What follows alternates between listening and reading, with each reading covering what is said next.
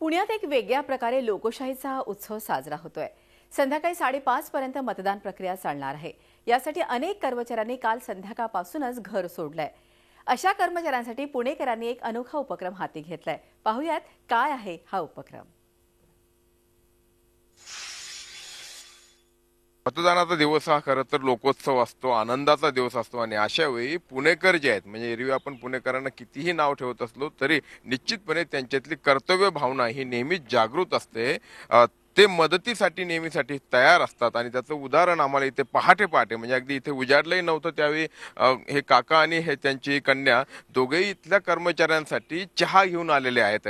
मला एक सांगा की आता तुम्ही आता सांगितलं इथेच राहताय, तुमच्या कसं लक्षात आलं की यांना आम्ही गेल्या 2 दिवसांपासून बघतोय समोर इथे हे चालू होतं काम त्यांचं सेंटरचं आणि इनफॅक्ट माझे वडील सुद्धा गव्हर्नमेंट सर्व्हिसमध्ये होते आणि त्यांनी असं इलेक्शनच्या वेळेला बाहेरगावी गेलेले होते त्यामुळे आम्हाला माहिती आहे की त्यांना किती कष्ट पडत होते त्याच्यामध्ये।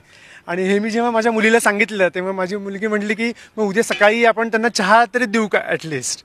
बरोबर, म्हणजे मतदान तर आपण करणार आहोत त्याचबरोबरीनं या कर्मचाऱ्यांना म्हणजे निवडणूक ड्युटीवरती इलेक्शन ड्युटीवरती असलेल्या कर्मचाऱ्यांना अशा पद्धतीनं सेवा पुरवणं या मागची भावना त्या मागचा आनंद काय असतो सांग।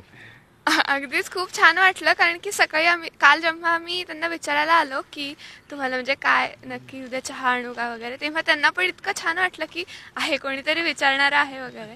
सगळे जे कर्मचारी आहेत म्हणजे आज पुण्यामध्ये बघितलं तर जवळजवळ 20,000 कर्मचारी म्हणजे प्रशासकीय कर्मचारी आणि जवळजवळ 10,000 पोलीस कर्मचारी हे या निवडणुकीच्या ड्युटीवरती कर्तव्यावरती तैनात आहेत आणि सगळ्या गोष्टी बाजूला ठेवून त्यांना इथे कारण निवडणुकीसारखं अतिशय संवेदनशील काम त्यांना करावं लागतंय आणि म्हणून या सगळ्या लोकांची काळजी घेणं ही आपल्यासारख्या कर्तव्यदक्ष नागरिकांची जबाबदारी आहे आणि म्हणून यांनी जो काही पुढाकार घेतलाय ते निश्चितपणे एक आदर्श म्हणावं लागेल।